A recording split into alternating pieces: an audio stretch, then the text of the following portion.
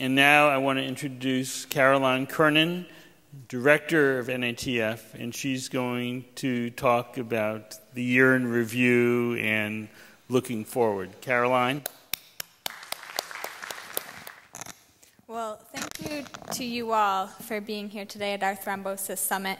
Thanks to you, this has been our largest, most well-attended summit to date. So we appreciate your attendance, and we value the comments you've made after all of the presentations today, and we look forward to using your feedback on your evaluations to advance the organization and our programs.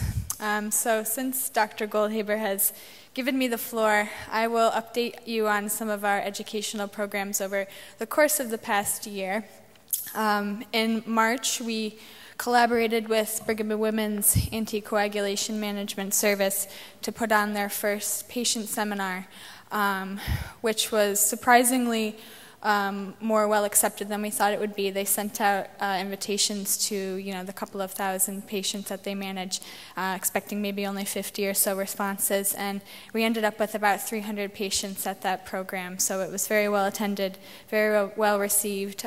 Patients were able to learn about lifestyle on warfarin, home INR testing, and novel oral anticoagulants and medication safety. So it was a very educational program for patients.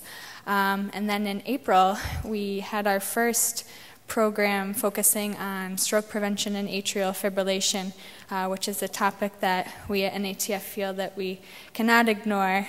Even though our focus has always been DVT and PE, we are now focusing on atrial fibrillation in our programs as well. So we had a program on atrial fibrillation management. Our keynote speaker was Dr. Mark Estes of Tufts University, who spoke on the electrophysiological approach to atrial fibrillation. Greg gave a great talk on rate and rhythm control. We also heard about warfarin for stroke prevention. And that program was so well received that we've decided to have another atrial fibrillation program in April of 2012. It's a Thursday evening, April 12th, from 4 to 9 p.m. I hope you all will attend that program as well. In conjunction with our atrial fibrillation program, we also did a hospital DVT prophylaxis strategies program, which was in part held to focus on the winners of our DVT Team Care Award, which is an award we give out to both community and university hospitals that have made a significant commitment to preventing VTE in the hospital patient population.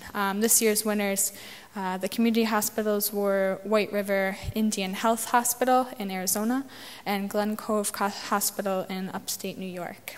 And our university winners were the University of Michigan Health System, whose speaker, Mark Moot, was actually here today. I think he's since stepped out, but I know he was here. Maybe some of you met him. And our other university winner was University of New Mexico Hospital.